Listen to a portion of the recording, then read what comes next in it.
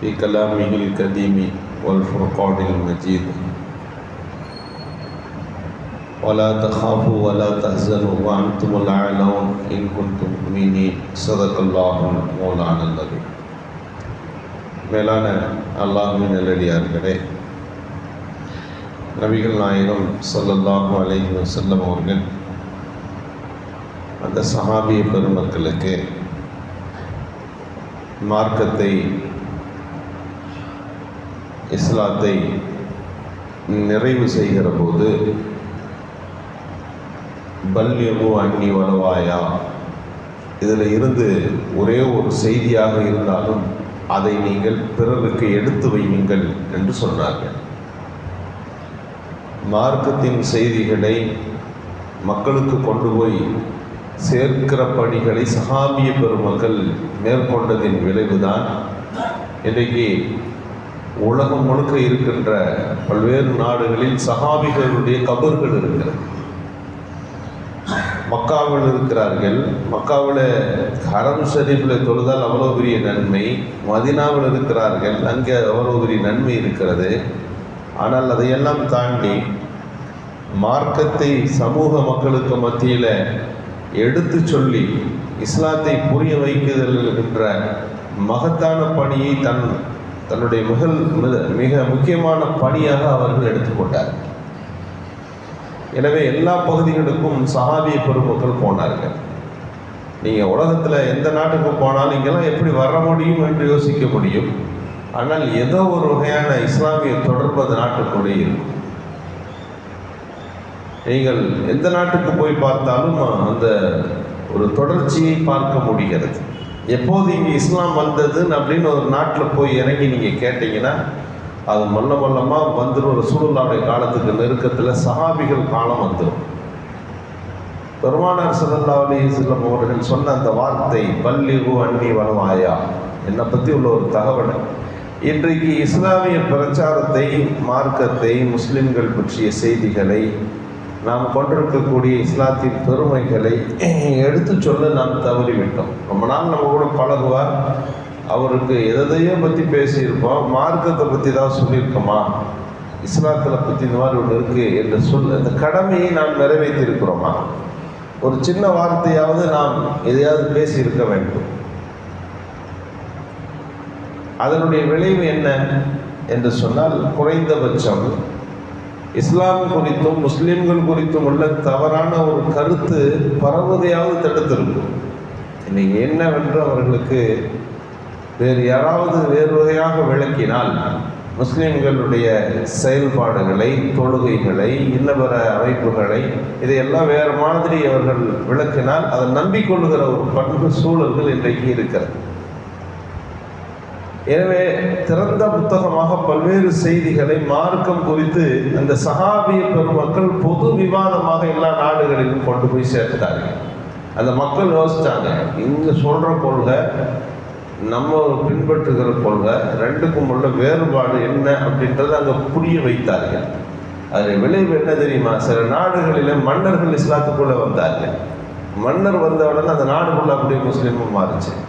சில இடங்களில் முக்கியமாக இந்த விவாத பொருள் வைக்கப்பட்ட போது அங்கே இருந்தவர்கள் அதை ஏற்றார்கள். கேரளாவில் இஸ்லாம் வேகமாக பரவுச்சுன்னா அங்கே இருக்கக்கூடிய மன்னர்கள் இஸ்லாத்தை தழுவினார்கள், இஸ்லாத்தை ஏற்றுக்கொண்டார்கள். கேரளாவிலிருந்து அப்படியே தமிழகத்தின் பகுதிகளில் இஸ்லாம் பரவியது. இதெல்லாம் இதெல்லாம் முயற்சி செய்து இஸ்லாம் இங்கு பரவி ஒரு நூற்றாண்டு 2 நூற்றாண்டுக்கு பிறகுதான் டெல்லியில் முஸ்லீம்கள் படையெடுத்து வருகிறார்கள். அதற்கு முன்பு இங்கு இஸ்லாம் ஆகிவிட்டார்கள். அங்கே டெல்லி படையெடுப்பெல்லாம் முடிந்து இந்தியாவுக்குள் இஸ்லாம் இருக்கிறதா என்று பார்த்தால் அதற்கெல்லாம் ஒரு 300 வருஷத்துக்கு முன்னாடி இங்கு கேரள தமிழக பகுதிகளில் முஸ்லீம்கள் வாழ்கிறார்கள் அப்படின்றத அவர்கள் தெரிந்து கொண்டார்கள்.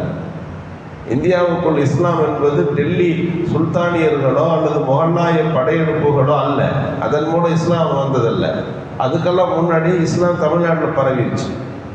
எப்படி பரவியதில் நேர்மையான அந்த வியாபாரத்தினால கரையில் வந்து இறங்கின டென்மார்க்குக்காரர்களும் இருக்கிறார்கள், கேரளாவில் ஆங்கிலேயர்களும் இருக்கிறார்கள். எத்தனையோ நாட்டுக்காரர்கள் அந்த கரையில் தான் வந்து இறங்கணும். கேரளா இந்தியாவுக்குள்ளே போகணும்னா இந்த பகுதியில் அதுதான் வருகிற இடம். வந்து இறங்கினா தென்னை மரத்தை பார்த்த உடனே ஒவ்வொரு நாட்டுக்காரங்களும் அது சில பேர் வந்து அதை கீழே அறுத்து அந்த மரத்தை கீழே சாய்த்தார்கள். சில பேர் அந்த மரங்களில் இருக்கின்ற அந்த தேங்காய்களை வெவ்வேறு விதங்களில் பறிக்க முற்பட்டார்கள். ஆனால் இஸ்லாமிய மக்கள் கேரளாவில் இறங்கிய போது என்ன செய்தார்கள்? முதல்ல அந்த தேங்காயெல்லாம் எடுத்துக்கிட்டு இது யாருது, இது ஹலாலா, இதை சாப்பிட்லாமான்னு போய் கேட்டாங்க.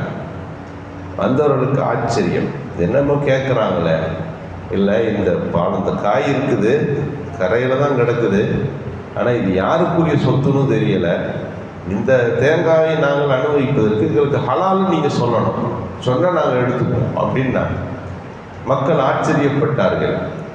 இந்த மாதிரி யோசிக்கணுமா என்று அவர்கள் இஸ்லாத்தை புரிய தொடங்கினார்கள்.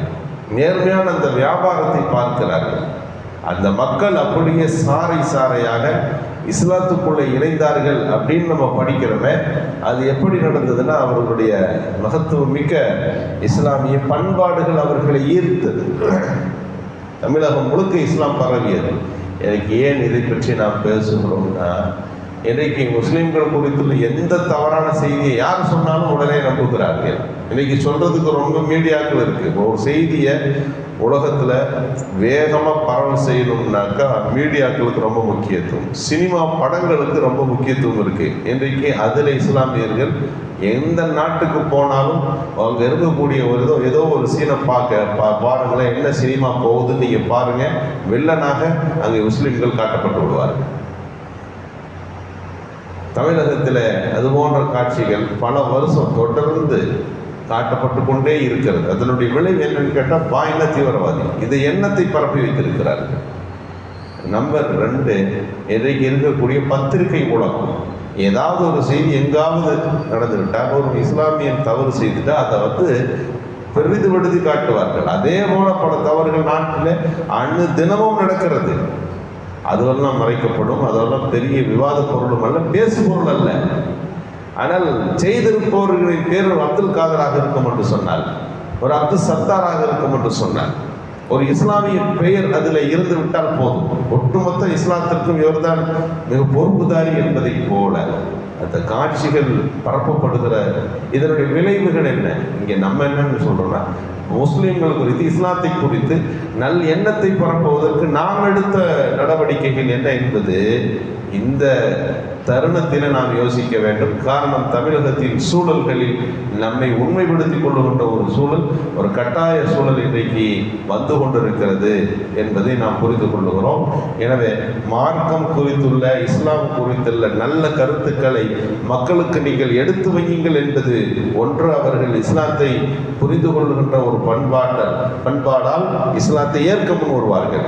இல்லாட்டினா குறைஞ்சபட்சம் இஸ்லாத்தின் மீது நல் எண்ணத்தையாவது அவர்கள் கொள்வார்கள். இஸ்லாத்தின் மீது அவர்கள் கொள்ளுகிற நல் எண்ணம் முஸ்லிம்களுக்கு ஒரு நல்லதொரு சூழல்களை உருவாக்கும் என்பதில் எந்த சந்தேகமும் இல்லை. அல்லாஹ் நற்பணிகளை தொடர்ந்து செய்கின்ற நல்ல தௌஃபீகை நல்குவானாக. சுப்ஹானல்லாஹ்.